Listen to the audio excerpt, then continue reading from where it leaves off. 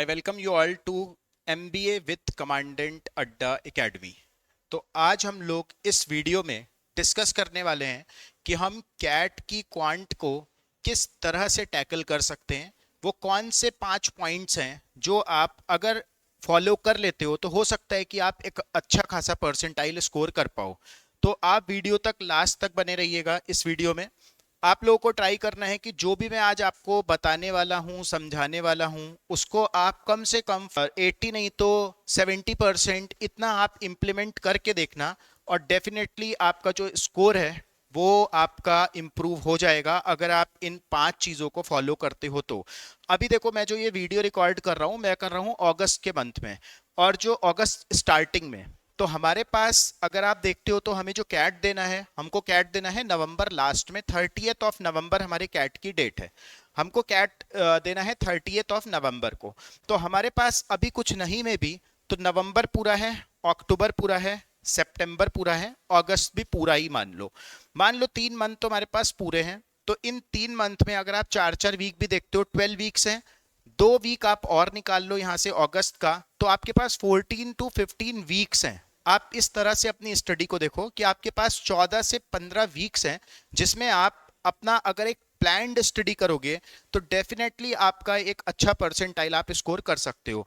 तो आज की इस वीडियो में हम लोग डिस्कस करने वाले हैं क्वांटिटेटिव एप्टीट्यूड को लेके। क्वांट सेक्शन में आप किस तरह से, कैसे अपनी प्रिपरेशन को, कैसे अपना रोड मैप प्लान करो, जिससे कि आपका जो स्कोर है वो एक अच्छा खासा स्कोर बन पाए आपके कैट में टिल 30th नवंबर तक। ठीक है, तो जैसे मैं आपको यहाँ पे क्वांट का वीडियो बता रहा हूँ, वैसे ही आपको हमारे चैनल पे DILR का भी बताया जाएगा और VARC का भी बताया जाएगा। तो आप लोग रेगुलर MBA विद कमांडेंट अड्डा को आप फॉलो करिएगा, आपको कुछ ना कुछ जरूर यहाँ से सीखने को मिलेगा। तो अभी हम स्टार्ट करते हैं सेशन को कि क्वांटिटेटिव एप्टीट्यूड को हमें किस तरह से अटेम्प्ट करना है। तो मैंने यहाँ पे कुछ 5 पॉइंट्स आपको बताना है मुझे कि 5 पॉइंट्स आपको कौन कौन से याद रखने हैं अपनी प्रिपरेशन को, आप जब से स्टार्ट कर रहे हो और लास्ट तक, जब तक आपका एक अच्छा परसेंटाइल स्कोर नहीं हो जाता है। मैं तब तक की बात करूंगा, अभी से लेके तब तक आपको कौन कौन से 5 पॉइंट्स को याद रखना है, और उन्हीं 5 पॉइंट को आपको रेगुलर बेसिस पे फॉलो करते चले जाना है। ठीक है, 5 पॉइंट्स मतलब हम बोल सकते हैं 5 tips to crack quant section in CAT 2025।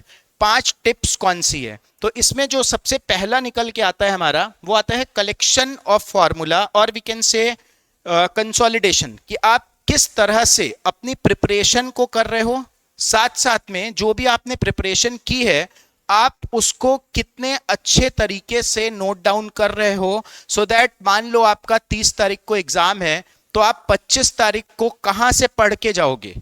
आपके माइंड में सबसे पहली चीज ये होनी चाहिए कि अगर आपको 30th नवंबर को आपको एग्जाम देना है कैट का, तो आप 25th of November, 26th of November, 22nd of November अगर आपको कुछ रिवाइज करना हो, कुछ रिवीजन करना हो, तो आप वो चीजें कहां से पढ़ के जाओगे, सबसे इंपॉर्टेंट चीज। तो उसके लिए ये मेरा फर्स्ट मंत्र है जो आप बोल सकते हो, फर्स्ट टिप है कि collection of formula, this is very important. सबसे पहली टिप ये है कि जो भी आप पढ़ रहे हो आपके पास कहीं एक नोट्स फॉर्म में होना चाहिए। लेट्स से आपने मुझसे ज्योमेट्री पढ़ा, हमने पढ़ लिया Apollonius theorem, angle bisector theorem, coordinate geometry पढ़ लिया हमने, इन सेंटर, सरकम सेंटर, सब कुछ पढ़ लिया।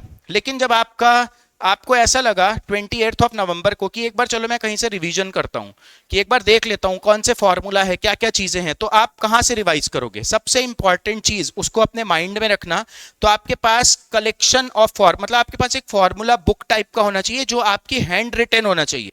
ऐसा नहीं कि आप किसी एक बुक का पेज फाड़ फाड़ के रख रहे हो, ये चीज बिल्कुल भी सही नहीं है।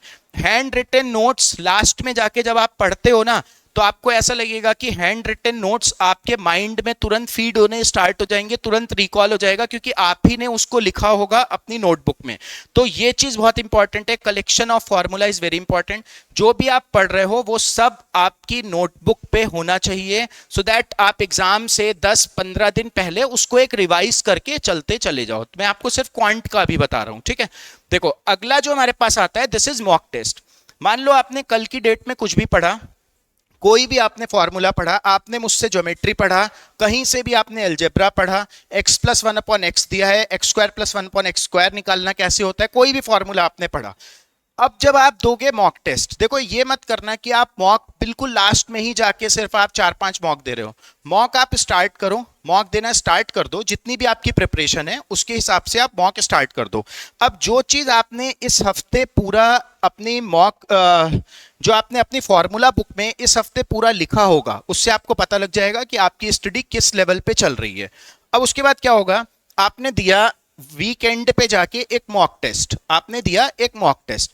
अब मॉक टेस्ट में क्या हुआ, मॉक टेस्ट में ऐसा कुछ निकल के आया कि आपका जो एनालिसिस हुआ मॉक टेस्ट का, एनालिसिस करते टाइम आपने क्या देखा कि जो फॉर्मूला बुक में जितनी भी चीजें लिखी थी, अगर उससे रिलेटेड कोई भी क्वेश्चन आया है उस मॉक टेस्ट में, तो क्या आपने जो सिलेबस कवर करा है, आप उस कवर्ड सिलेबस के पार्ट को मॉक टेस्ट में आप अच्छी तरह अटेम्प्ट कर पाए हो या नहीं कर पाए हो। देखो, अगर आप इतना एनालिसिस करना सीख गए, कैट में अच्छा परसेंटाइल लाने से आपको कोई नहीं रोक सकता। अगर आपने ये देख लिया कि हाँ आपने प्रॉफिट एंड लॉस पढ़ा था, उसका फॉर्मूला जो कुछ भी था आपने नोट डाउन करा है, वो पूरा पढ़ के आपने मॉक दिया, और फिर भी आप उसमें एक अच्छा परसेंटाइल स्कोर नहीं, मतलब उस क्वेश्चन को अटेम्प्ट नहीं कर पाए, तो उसका रीजन क्या है कि आपने अभी उस चैप्टर को अच्छे से प्रैक्टिस नहीं करा। तो आप कोई और बुक उठाओ, कोई और प्रीवियस ईयर क्वेश्चन पेपर उठाओ, कोई और नेट पे सर्च करो और प्रॉफिट लॉस के क्वेश्चंस को और अच्छी तरह करो। फिर अगले वाले मॉक में डेफिनेटली आपका जो प्रॉफिट लॉस चैप्टर है वो अच्छे से सॉल्व हो रहा होगा। तो मॉक टेस्ट जो है वो सेकंड मंत्र है हमारा कि आपको मॉक तो जरूर देना है, और स्टार्टिंग से ही आपको स्टार्ट कर देना है। वीकली 1 से 2 मॉक, पहले एक ही स्टार्ट करो, बट एक का वही होना चाहिए कि जो भी आपने अपनी फॉर्मूला बुक में जितनी भी चीजें लिखी है वो सब आपका जो मॉक टेस्ट में अगर आया है तो वो आपका सॉल्व होना चाहिए वहां से क्वेश्चन। तो फर्स्ट हमारा क्या था, कंसोलिडेशन मतलब कलेक्शन ऑफ फॉर्मूला। सेकंड क्या है हमारा, मॉक टेस्ट है। ठीक है, अब देखते हैं आगे। थर्ड इज बहुत बहुत ही ज्यादा मतलब इंपॉर्टेंट चीज क्या है, ब्लॉक सिस्टम। अब ब्लॉक सिस्टम क्या चीज है, ये मैंने अपने वर्ड में अपनी लैंग्वेज में लिख दिया है इसको, ब्लॉक सिस्टम। जब आप अगली स्लाइड देखोगे तो आपके माइंड में तुरंत क्लियर हो जाएगा कि किस ब्लॉक सिस्टम की बात हो रही है।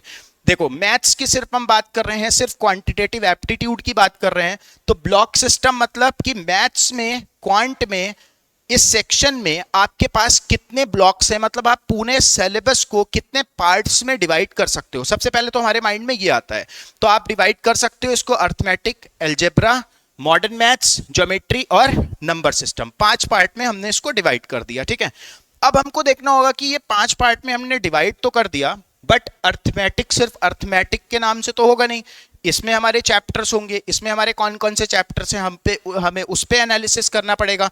उसके बाद हम देखेंगे कि अगला कौन सा, अलजेब्रा, अलजेब्रा में हमारे कई चैप्टर्स है, उस पे एनालिसिस करना पड़ेगा। मतलब हमें स्टार्टिंग से ही ना अपना माइंड को क्लियर रखना है बिल्कुल कि हम किस वाले ब्लॉक पे अभी वर्कआउट कर रहे हैं। लेकिन देखो, ब्लॉक सिस्टम का मतलब हमारे माइंड में तो ये चीज आता है, बट ब्लॉक सिस्टम मेरा अभी यहां पे बोलने का मतलब ये था नहीं। हमारा जो ब्लॉक सिस्टम है वो इस पे है।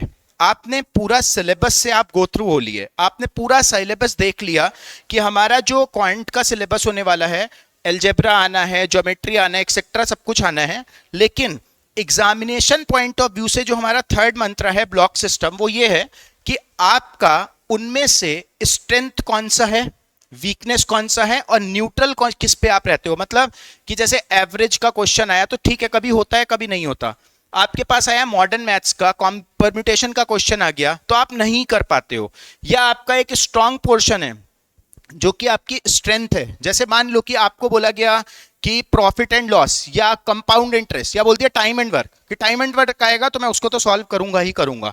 तो इस तरह से आपको ब्लॉक्स में उन चैप्टर्स को डिवाइड कर लेना है। ठीक है, मतलब चैप्टर्स को आप डिवाइड करो। सबसे पहले चैप्टर देखो कि उसमें उन चैप्टर्स में से, जैसे अर्थमेटिक उठाओ, arithmetic, percentage, profit loss, SIC, time and time speed distance सब कुछ है, तो उसमें आप मार्क करो कि आपका कौन सा स्ट्रेंथ है, कौन सी वीकनेस है, और कौन सा आपका न्यूट्रल है जो कभी होता है और कभी नहीं होता क्वेश्चन। ठीक है, दिस इज वेरी इंपॉर्टेंट। मतलब आपको पूरे सिलेबस का आइडिया होने के बाद, सिलेबस आपको पता है, सिलेबस किताब की चीज है, ये आपकी चीज है कि आपका किस पे, इस पे जो बुक का सिलेबस है ना, जो इसके पहले वाली साइड थी, ये बुक का सिलेबस है, हर बुक में सेम है सिलेबस, लेकिन ये हर पर्सन का अलग अलग वेरी करेगा। हर पर्सन की स्ट्रेंथ अलग है, वीकनेस अलग है, और न्यूट्रल हर पर्सन जो है वो अलग लेवल पे रहता है। ठीक है, तो हम लोगों को इस पे अपने सब्जेक्ट को, अपने जो भी टॉपिक्स हैं उसको मार्क करना है कि ये स्ट्रेंथ है, ये वीकनेस है, और ये हमारा न्यूट्रल चैप्टर है। अब जो इस वाले फोर्थ ब्लॉक का जो हमारा एजेंडा है, जो ब्लॉक सिस्टम का, वो क्या है कि focus on neutral and strengthen area. जो आपका न्यूट्रल सेक्शन है और जो आपका स्ट्रेंथ है, उस पे आपको ज्यादा फोकस करना है। आप मेरी बात समझ रहे होगे कि हम लोग अगर किसी पॉइंट पे वीक हैं, अगर आप कैट के लिए पढ़ रहे हो और आप जो हमारा ब्लॉक सिस्टम है उसमें आपने मार्क कर दिया कि परम्यूटेशन कॉम्बिनेशन जो है वो टफेस्ट सेक्शन है या आपका वो वीक सेक्शन है, तो उस वीक सेक्शन को स्ट्रांग बनाने की कोशिश में नहीं पड़ना हमको। हमको क्या करना है, जो आपका न्यूट्रल है उसको कोशिश करो कि वो स्ट्रांग पे चला जाए, वो जा सकता है, या जो आपका स्ट्रांग है उसका क्वेश्चन जरूर अटेम्प्ट हो रहा है। तो इस चीज को याद रखना कि अगर आप इस चीज को मार्क कर लेते हो ना अपने माइंड में, अपने फॉर्मूला बुक में, अगर आप इस चीज को मार्क कर लेते हो कि कौन सा वाला सेक्शन हमारा क्या है, स्ट्रांग है, कौन सा सेक्शन वीक है और कौन सा न्यूट्रल है, तो उसके हिसाब से आप अपने एग्जाम में वर्कआउट कर पाओगे, आप अपनी प्रिपरेशन में वर्कआउट कर पाओगे, क्योंकि हमें फोकस किस पे करना है, न्यूट्रल और स्ट्रेंथ पे अपने फोकस करना है। अगर मान लो कि आपको क्वांट में 80 परसेंटाइल लाना है, कितना क्वेश्चन करना होगा वहां पे, आपको 11-12 नंबर मैक्सिमम लाना होगा। 12 क्वेश्चन के लिए मैक्सिमम 4 सवाल करना है, तो 4 सवाल आप अपने वीक सेक्शन से क्यों उठाओगे। यहाँ पे मैं मिनिमम परसेंटाइल की बात कर रहा हूं, जिससे आप लोग थोड़ा सा चीजों को समझ पाओ कि हमें किस तरह से अपने सेक्शंस पे वर्कआउट करना है। मिनिमम अगर 80 लाना है तो 12 क्वेश्चन, 12 नंबर आपको वहां पे चाहिए होगा, और 12 नंबर लाने के लिए आपको सिर्फ 4 क्वेश्चन अटेम्प्ट करना है। 4 क्वेश्चन अगर आपको अटेम्प्ट करना है और आप वीक सेक्शन से अटेम्प्ट कर रहे हो अपने, तो कोई मतलब नहीं है उस प्रिपरेशन का। मतलब अगर हमको 12 नंबर स्कोर करना है तो हम ऑफ कोर्स अपने स्ट्रॉन्ग सेक्शन को उठाएंगे और 4 क्वेश्चन मार देंगे। मान लो आपके स्ट्रॉन्ग सेक्शन से 3 सवाल है, या 3 स्ट्रॉन्ग से मार दोगे, 3 जो आपका एवरेज होगा, मतलब जो न्यूट्रल होगा, आप वहां से कर दोगे। तो दिस इज वेरी इंपॉर्टेंट, जो हमारा जो एजेंडा है कि आपको फोकस करना है हमेशा किस पे, न्यूट्रल और स्ट्रेंथ वाले पार्ट पे। ठीक है, यहाँ पे मैंने कुछ वेटेज मार्क्स लिखा हुआ है कि कौन से चैप्टर्स हैं क्वांट में जिसका वेटेज ज्यादा है। इसको आप स्क्रीनशॉट लेना, एक बार अपनी फॉर्मूला बुक में आप इसको भी लिखना कि ये चैप्टर्स हैं। यहाँ पे आप मार्क करना कि इन चैप्टर्स में कौन सा आपका वीक सेक्शन है, कौन सा आपका स्ट्रॉन्ग सेक्शन है, और उसके बाद आप अपनी प्रिपरेशन को आगे गो थ्रू जाना। ठीक है, अब देखो जो फोर्थ है यहाँ पे सेक्शनल वेटेज। देखो कई जगह पे ऐसा होता है कि कई कॉलेजेस में आपको सेक्शनल स्कोर भी देखा जाएगा, तो आपके क्वांट सेक्शन में कितना स्कोर है वो भी देखा जाएगा। तो यहां पे हमारा फिर से वही जो आपने फोर्थ थर्ड में पढ़ा, जो हमारा ब्लॉक सिस्टम है, कि जो आपका स्ट्रेंथ था, जो आपका स्ट्रेंथ था, अब यहां पे जो सेक्शनल वेटेज है वो क्या है कि क्वांट सेक्शन की वेटेज, क्वांट सेक्शन की वेटेज होगा, DILR का वेटेज होगा, VARC का। कई कॉलेजेस ऐसे हैं जो कि सेक्शनल वेटेज पे अपने फोकस्ड रहते हैं, मतलब आपको क्वांट में भी कम से कम 90 परसेंटाइल तो लाना ही पड़ेगा। तो उतना करने के लिए आपको ब्लॉक सिस्टम को फॉलो करना बहुत जरूरी है। अगर आप ब्लॉक सिस्टम को फॉलो करोगे ना तो आपका 90 परसेंटाइल बहुत इजीली स्कोर हो जाएगा। सबसे पहले आपको क्या करना है, फॉर्मूला बुक बनानी थी, ब्लॉक सिस्टम आपने देखा, ब्लॉक सिस्टम पे हमने क्या करा, जो भी आपके कंटेंट थे वो बिल्कुल सेग्रीगेट हो गए कि ये आपका स्ट्रांग है, ये वीक सेक्शन है। उस पे आप वर्कआउट करोगे तो आपका सेक्शनल वेटेज जो है वो डेफिनेटली आपका इंप्रूव होगा, 90 परसेंटाइल तक आप क्वांट में पहुंच सकते हो। ठीक है, क्योंकि हो सकता है आपका VARC सेक्शन अच्छा हो, बट मान लो VARC में आपने बहुत अच्छा करा और क्वांट में आपका 70 परसेंटाइल आ गया, तो वो तो खत्म हो गया, कुछ कॉलेजेस पहले ही कट हो गए। इट मींस कि हमें जो स्कोर करना है वो सेक्शनल वेटेज के थ्रू स्कोर करना है, मतलब क्वांट में इतना स्कोर कर डालो, इतना सारी वीडियो जो भी मैंने बताया उन सबको फॉलो करते हुए इतना कुछ कर डालो कि आपका सेक्शनल वेटेज कोई भी कॉलेज मांग रहा हो तो वो क्लियर हो पाए। ठीक है, and last one is what schedule, कि अब यहां से हमारी चीजें स्टार्ट होती है कि हमें स्टार्ट कैसे करना है। जैसे हम लोग अभी कर रहे हैं अगस्त मंथ में है, मैंने आपको बताया 14 to 15 वीक्स है हमारे पास। तो अगर आपके पास 14 से 15 हफ्ते होंगे किसी भी एग्जाम के लिए या कैट के लिए, तो आप इन 15 हफ्ते का डेली का शेड्यूल मत बनाना। सबसे चीज है, सबसे मतलब जरूरी चीज है कि डेली का शेड्यूल अगर हम बनाते हैं ना कि आज मैथ्स पढ़ना है, सुबह दिन में रीजनिंग, फिर इंग्लिश पढ़ना है, ऐसा कोई शेड्यूल आप फॉर्म नहीं करोगे। आप शेड्यूल फॉर्म करो वीकली शेड्यूल या फिर 10 डेज पे शेड्यूल। अगर आप वीकली शेड्यूल बनाते हो तो यहाँ पे क्या होगा कि 15 हफ्ते का शेड्यूल आपको पूरा डिवाइड करना है कि इस दिन पे मैंने ये करा, इस वीक में ये, इस वीक में ये, इस वीक में ये। तब आप जाके एनालाइज कर पाओगे कि स्टार्टिंग के 2 डेज में, स्टार्टिंग के 2 वीक्स में जो मेरा प्रॉपर जो शेड्यूल था वो फॉलो हो पाया या नहीं हो पाया। क्योंकि पर डे के शेड्यूल में ना उसको फॉलो करना इज वेरी डिफिकल्ट। आपको स्टार्टिंग में जब आप बहुत एंथुजियास्टिक वे में अपनी प्रिपरेशन स्टार्ट करोगे तब तो आपको लगेगा हाँ ठीक है चलो आज मैंने इतना पढ़ा, कल मैंने 10 घंटे पढ़ा, परसों मैंने 6 घंटे पढ़ा। जैसे जैसे आगे जाता जाएगा वो शेड्यूल हमारा हिलने लग जाएगा। वीकली शेड्यूल बनाने से या 10 डेज के पार्ट्स में डिवाइड करने से क्या फायदा होता है कि कभी मान लो कि आपने किसी हफ्ते कम पढ़ा तो आप उस वाले या किसी डे पे कम पढ़ा तो आप उस डे का जो भी आपका शेड्यूल रहा होगा उसको आपको आगे आप उसको एडजस्ट कर सकते हो, ये सोचते हुए कि आपका वीक अभी कंप्लीट होने वाला है और जो आपका पूरा टास्क था आपने अभी तक उसको नहीं करा है। ठीक है, तो शेड्यूल पे बहुत ज्यादा फोकस्ड रहना। जो भी मैंने ये 5 मंत्र बताया है इसको आप अपने माइंड में रखना और आप अपनी प्रिपरेशन स्टार्ट करो। आई होप आप लोग को वीडियो क्लियर हुआ होगा और जो कुछ भी मैंने बताया उसको आप अप्लाई करोगे। ऐसी ही इंफॉर्मेटिव वीडियो के लिए आप हमारे चैनल को एमबीए विद कमांडेंट अड्डा को फॉलो करिए। आप लोग हमारे मोबाइल ऐप पे प्ले स्टोर में जाके अगर आपको कोई भी कोर्स परचेज करना है तो वहां पे आप एमबीए का कोर्स हमारा दिया हुआ है तो आप उसको परचेज कर सकते हो कैट के लिए। बहुत ज़्यादा हेल्पफुल होगा आपके लिए। अगर आप चाह रहे हो अभी से प्रिपरेशन स्टार्ट करना, वहां पे आपको लाइव क्लासेस भी मिलेगी प्लस रिकॉर्डेड वीडियोस वहां पे ऑलरेडी पड़ी हुई है, N number of mock test वगैरह हैं, तो आप उन सब चीज़ों को देखिए और एक बार आप परचेज करके देखिएगा। अगर आपको सही लगता है तो आप डेफिनेटली परचेज करिए। और अगर आप यूट्यूब चैनल को भी हमारे फॉलो करते रहते हो तो भी आपको बहुत सारा कंटेंट मिलने वाला है till your CAT 2025 exam till 30 November 2025। तो ठीक है, आप लोग सब्सक्राइब करिए, लाइक करिए, शेयर करिए वीडियो को जहां जहां पे भी आपको लगता है। जितना आप शेयर करोगे उतना हमारी जो भी फैकल्टीज इन्वॉल्व हैं सबको एक एंथुजियास्टिक वे में पढ़ाने का एक अलग मौका मिलता है। तो आप लोग शेयर करिए वीडियो को और इसी तरह से आप अपना प्यार बनाए रखिए। Thank you so much.